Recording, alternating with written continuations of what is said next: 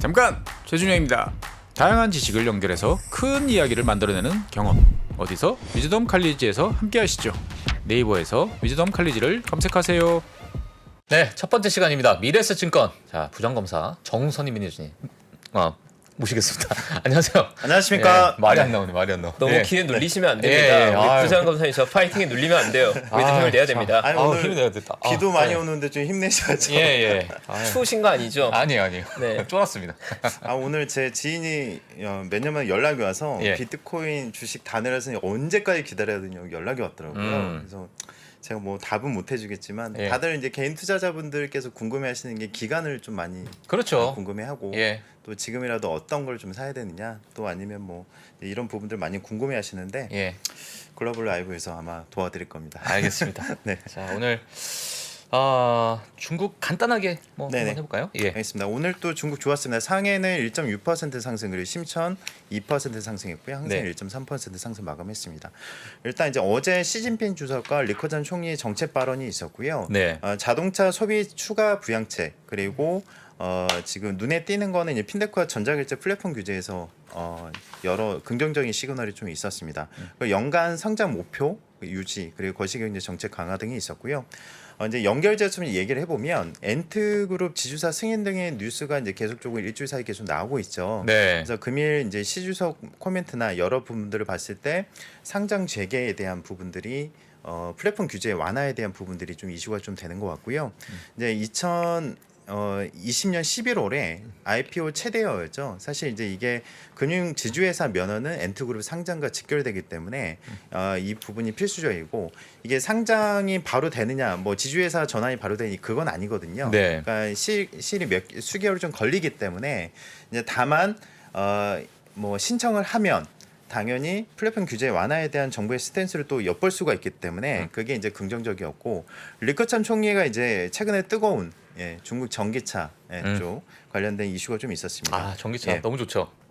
자동차 소비 촉진을 위한 추가 부양책을 강조했고요. 네.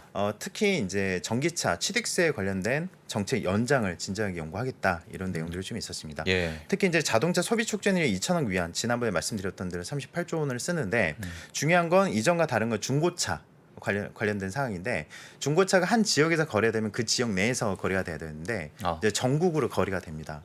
예. 그래서 그게 이게 뭐 그 예. 지역 내에 번호판을 사야 되잖아요. 그렇죠. 그게. 근데 이게 이제 중국은. 광범위하게 되면 유발 효과가 39조 정도 와. 유발이 될 수가 있거든요. 예. 그리고 이제 내수 경제나 여러 부분들 내에서도 이점이 좀 있는 거고요. 네. 이게 중국이 작정하고 이렇게 부양책을 하니까 그러니까 소비 촉진을 위한 정책 네. 이런 것들이 네. 효과가 있죠. 예, 맞습니다. 네. 그래서 이제 거기에 더불어서 시진핑이 이제 어제 얘기를 한 게 거시경제 정책을 위해 연간 성장 목표 실현을 위해 노력하겠다. 그러니까 이제 인민 건강을 최우선하는 방역 네. 정책은 계속 유지를 하면서도 이제 방역 피해를 최대한 줄이겠다고 언급을 했거든요. 네. 그럼 우리가 이제 제로 코로나에 대한 부분에서 약간의 스탠스가 좀 완화되는 부분들이 좀 엿보였기 때문에 이제 이런 부분들을 감안하면 우리가 이제 가장 중요시하는 뭐 그 이제 핀테크 이제 플랫폼 규제 완화라든가 네. 제로 코로나라든가 네. 이제 소비 추가 부양책이나 이런 3종 세트가 전부 다 나왔다. 네. 이렇게 보시면 될 것 같습니다. 예, 알겠습니다. 일단 뭐 중국은 저희 또 찐닝님이 또 오시기 네. 때문에 자 이제 미국 시황으로 한번 또 넘어가 보도록 네. 할까요? 예. 이 중국 관련돼서 말씀드리기 더 많은데 그래요? 내일 그러면은 또 뭐 많이 또 진행하겠습니다. 해주셔도 됩니다. 예. 어제 그 S&P 500이 0.1% 하락을 했고요. 네. 다우는 0.1% 하락, 나스닥은 거의 약보합 정도 마감했습니다. 일단 경기 침체 이슈가 부각이 됐고요. 네. 1% 하락인데 사실 이제 그것보다는 파월 연준 의장의 추가적인 발언들이 좀 매파적이지 않을까. 그게 가장 그러니까, 우려됐었던 부분이었고요. 예. 다른 연준 인사들의 발언이나 파월의 발언들이 생각보다는 양호했고 그리고 일부 이제 반발 매수가 좀 들어왔습니다. 예. 이제 하나씩 보면 파월 의장이 인플레이션 둔화가 있다는 강력한 증거가 나타날 때까지 연준은 금리 인상을 계속할 것이다라고 언급을 했고요. PC 물가 지수는 지속적으로 하락 중이나 여전히 높은 수준이다. 그리고 공급 측면의 진전이 필요하지만 그것을 기다리지 않을 것이며 인플레이션을 이제 잡겠다, 낮추기 위한 노력을 계속 하겠다고 했거든요. 네. 결국에는 아서번스가 되느냐, 폴 보커가 되느냐, 이제 인플레이션 파이터가 좀 되는 상황이고 예. 이제 제일 중요한 거는 시스템적 위기에 대한 시장의 우려 심화를 완화시켰다는 부분은 긍정적이었죠. 이제 뭐 경기 침체로 인해서 근데 시장은 사실 지금 시작의 하락은 네. 결국에는 소프트 랜딩이 되느냐 이게 제일 중요한 거 아니겠습니까? 인플레이션 금리 왜 우리가 신경 쓰겠습니까, 사실은. 소프트 랜딩은 좀 네. 힘들지 않을까. 네. 예. 근데 어제 파월 의장의 발언 중에서 이제 100bp에 대한 문의가 있었어요. 예. 근데 이제 중요한 건 파월이 이것도 아니고 저것도 아닌 스탯을 보였거든요. 예. 그러니까 제가 예전부터 계속 강조해드린 거는 과거 그린스펀이나 폴 버커나 다른 이제 상황들을 보면 시장의 정확한 가이드라인이 제일 중요하다. 계속 강조해드린 부분이고 이제 사실 연준이 금리 인상을 늦게 했기 때문에 이런 현상이 발생한 건데 예. 책임을 계속 전가를 시키고 있는 상황입니다. 네. 자, 일단은 결국에는 연착륙이 매우 어려울 것이다. 예. 그리고 시장 경기에 대한 자신감을 표현하지만 시장 참여자 대부분은 결국에는 2002년, 2007년과 같이 어떻게 보면 깊은 침체가 아니라 침체에 대한 얕은 침체에 대한 부분들로 좀 해석을 하고 있거든요. 네. 그러면 인플레이션은 작긴 하겠지만 결국에는 경기를 건들 수밖에 없고 과거 사례에서 한 번을 제외하고는 이제 연착륙이 좀 불가능했었지 않습니까? 예. 결국에는 시장이 이런 부분들까지 많이 반영해서 많이 내려왔고요. 예. 사실 오늘 국내 시장이 많이 떨어졌던 이유가 뭐라고 생각하십니까? 국내 시장이 떨어진 이유. 아, 정말 맞춰보시죠. 정말 어려운 질문입니다. 저한테. 사실 제가 명쾌하게 뭐 여러 얘기를 좀 말씀드리는 중요한 거는 예.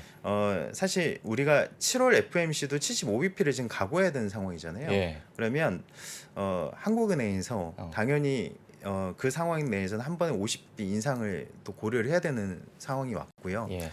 그런다고 하면 당연히 우리도 긴축 모드로 갈 수밖에 없는 상황이고 중국은 반대로 정책 여력이 남아있기 때문에 오히려 상승하는 국면이거든요. 그러니까 우리는 긴축에 의해서 오히려 피해를 보고 있는 상황이고 이제 나머지 중국은 반대급부로 가고 있는 상황입니다. 원자재 영향도 있고 예. 사실 삼성전자 이제 가이던스는 여러 부분들이 좀 겹치긴 했지만 이런 부분들이 한국 시장에도 영향을 미치고 있다. 혹시 그 중국이 최근에 좀 주가가 그래도 좋잖아요. 좀 견고하게 올라갔었고. 네. 이게 다른 아시아 국가에도 뭐 이렇게 그러니까 먼저 선행을 보여주고 후행 쪽으로 아시아 국가들이 이렇게 따라가는 그런 보통 그런 사례가 많이 있나요? 사실 이게 좀 특수한 상황이에요. 예. 왜냐하면 지금 러시아 제재로 인해서 가장 수혜를 받았던 쪽이 이제 중국이지 않습니까? 대략 이제 달러 기준으로 보면 30불 정도를 싸게 원유를 들여오고 있고 이 친구들은 산업 생산이나 여러 부분들에서 특히 생산자 물가 부분도 작년 12월 고점 13% 이상 상승 이후에 지금 6개월째 하락을 했거든요. 예. 그 말인즉슨 남들은 고물가 8.6%의 물가를 감내하고 있는 미국과 상대적으로 2.1%의 물가고 우리나라도 마찬가지로 CPI가 더 상승을 할 거고요. 예. 결론적으로는 더 낮은 스프레드의 그 원가를 경쟁력으로 더 경기가 좋아진다는 확신이 있는 거고요. 그게 다른 아시아 국가는 좀 차별화가 될 것 같습니다.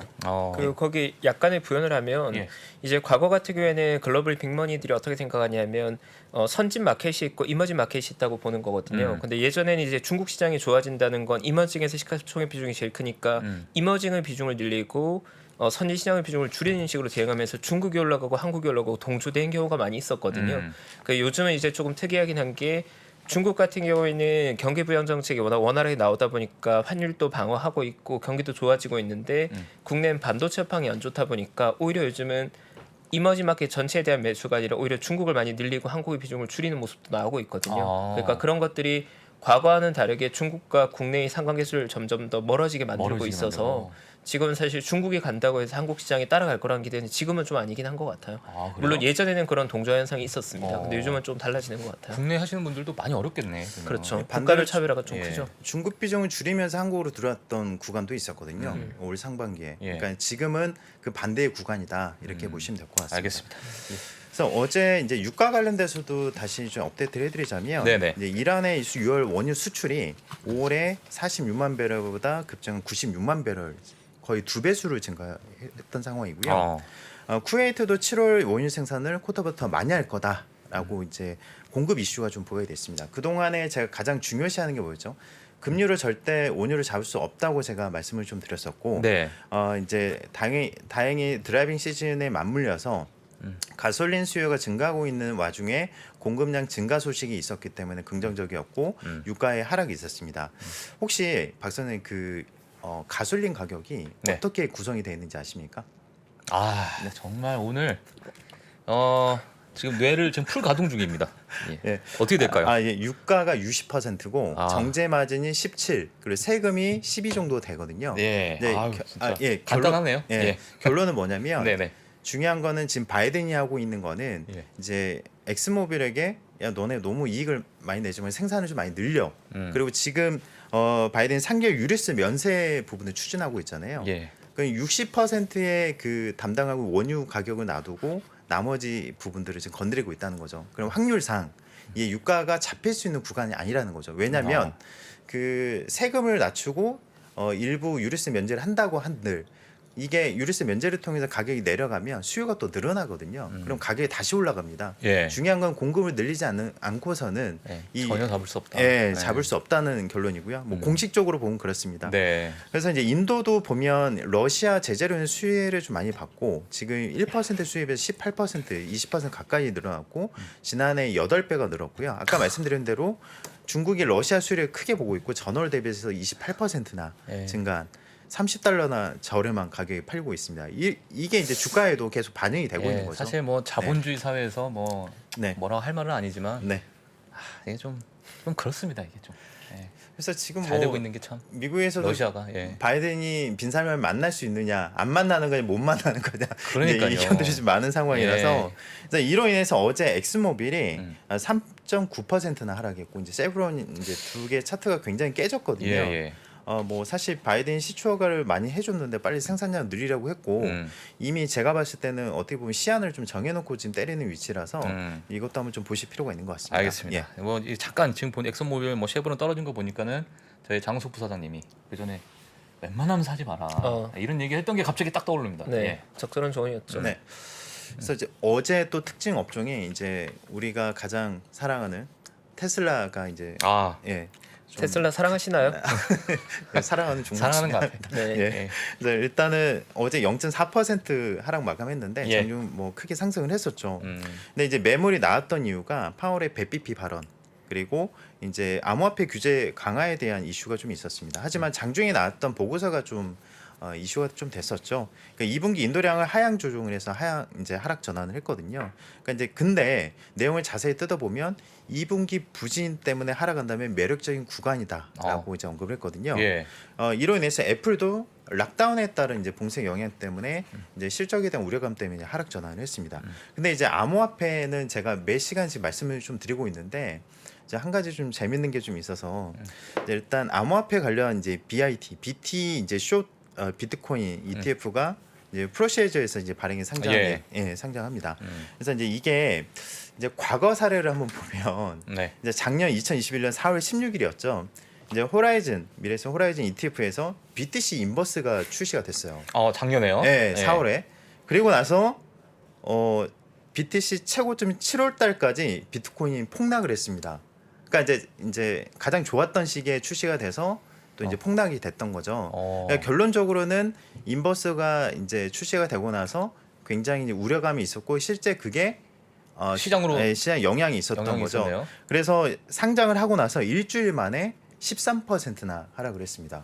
이런 이슈들이 제가 지난번에 말씀드렸던 게 코인베이스에서 인력을 줄이고 활동 이용자 수 27% 감소했다고 말씀드렸잖아요. 이제 그와 더불어서 이런 신호들이 좀 안 좋았던 상황인데 반대로 이제 프로시에즈에서 이제 작년에 그 제가 기다렸던 게 11월에 이제 비토 상장이 있었거든요. 이건 이제 선물에 바로 그렇죠. 투자를 하는 거죠. 정방향으로 가겠죠. 네. 근데 그 상장을 하고 나서 지금 수익률이 마이너스 70%입니다.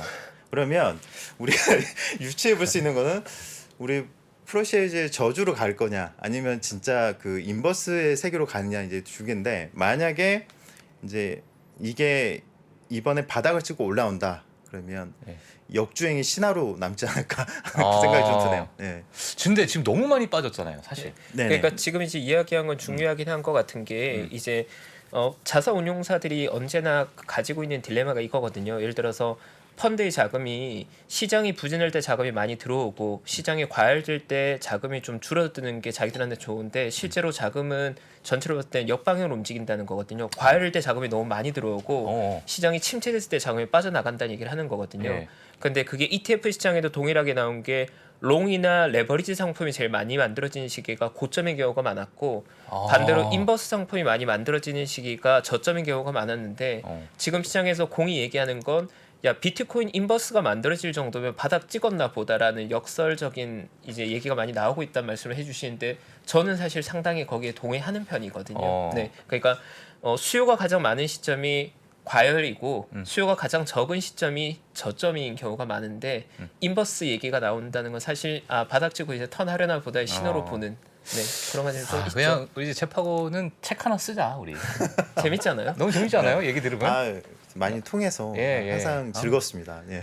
책 하나 갑시다. 좋습니다. 예. 책 꼭 사겠습니다. 예, 이 앞에다가 이거 해서 챕하고 이렇게. 좋습니다. 네. 그래서 이제 그 어제 바이낸스에서 수수료 인하 부분도 좀 있었죠. 네. 그래서 이제 오히려 이제 코인베이스가 9% 이상 급락을 했었고 어제 이제 제가 시장을 보면서 새벽까지 보면서 느꼈던 부분은 그 전과 다르게 비트코인 관련주들 하락 시에 테슬라나 일부 종목들이 약간의 이제 디커플링이 좀 보였고 이제 이런 부분들에서는 이제 그 비트코인 자체 그런 자체의 문제로 좀 일부 시장에 좀 영향을 좀 덜 미치고 있었다 이런 게 좀 보여집니다. 예. 지금 벌써 29분이네요. 아이고 참 오늘 얘기할 게 많은데 선타임에 그렇죠? 지금 말씀 많이 해주셔서 예. 그러면 일단은 오늘 네. 지금 너무 내용이 좀 많은데 예. 내일 좀 하기로 하고 예. 이제 EU 정상회의가 이제 오늘하고 내일 있습니다. 근데 일단 이제 지켜봐야 될 부분은 우크라이나와 몰도바에 대해서 EU 회원국이 될 수 있는 이제 후보국 자격이 이제 부여될 전망이거든요. 네네. 그러면 이제 전쟁으로 위기 의식이 커진 식품, 에너지 위기와 관련된 대응책이 논의될 걸로 보여집니다. 그러면 우리가 가장 그 에너지나 그 식품 관련돼서 가격 상승 완화시킬 수 있는 하나의 모멘텀으로 좀 보고 있고, 네. 그러니까 지난주에 제가 출연했을 때 미리 언급을 해드렸던 내용이거든요. 그러니까 이제 오늘하고 내일을 한번 좀 주목해 보자. 그리고 주말 사이에 좀 조심해야 될 사항은 내일 또 한번 말씀드리겠습니다. 알겠습니다. 예. 오늘 좋은 내용이 너무 많은데 내일 연결해서 같이 보시면 좀 좋을 것 같습니다. 든든합니다. 예. 지금까지 미래에셋증권 정선희 매니저님 감사드립니다. 내일 뵙도록 하겠습니다. 감사합니다. 네. 감사합니다. 네, 저희 부장검사님과 시황 점검해 봤고요. 제가 사실 굉장히 좀 감사한 게 사실 오늘 같은 날이 증권사 직원들이 거의 번아웃 되는 날이거든요. 뭐 직원들 다 지쳐 있고 고객분들 그러니까. 많이 버거워하고 에너지가 많이 떨어지기 쉬운 날인데 부장검사님 참 한결같이 저 에너지틱함 오늘 같은 날도 호통한 인사 너무 좋습니다. 기운이 납니다. 네, 위로가 되고요. 저희 2부에는 중국 시장 최근에 굉장히 상대를 양호한 흐름 보이다 보니 관심도 높을 것 같은데 저희가 항상 중국 시황 자세히 물어보는 분이 있죠. 찔링님 나오셨습니다. 네. 저 2부 광고 잠시 보고 와서 찔링님과 함께 중국 시장 깊게 한번 파보겠습니다. 미국, 중국, 러시아 이런 나라들의 움직임에 대해서는 관심이 어느 정도 생겼는데 거기에서 우리는 과연 뭘까? 우리는 체스판의 말이 아니다라는 생각을 좀 해야 좋겠어요. 어떻게 생각하세요? 우리 편 누굴까를 좀 더 고민할 수 있지 않을까 싶어요. 뒤집어 질문을 해보면 그러면 아시아에는 우리 친구가 있을까요? 제가 지구본 연구소 진행하면서 사실은 되게 마음에 걸리는 이만한 짐이 하나 있어요. 우리 옆에 있는 동남아를 내가 모른다. 우리가 처해 있는 아시아라는 지역을 자꾸 방관하고 유럽이나 미국의 어떤 시각에 맞춰가지고 그런 이제 개별적인 지식 이런 것들이 묶여가지고 큰 흐름들을 만들어내는 이야기, 그런 경험.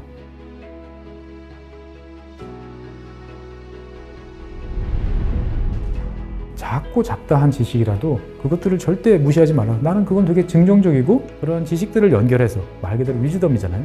정말 현명해지고 뭔가 남들하고는 좀 차별화된 그러한 관점 그리고 그러한 비전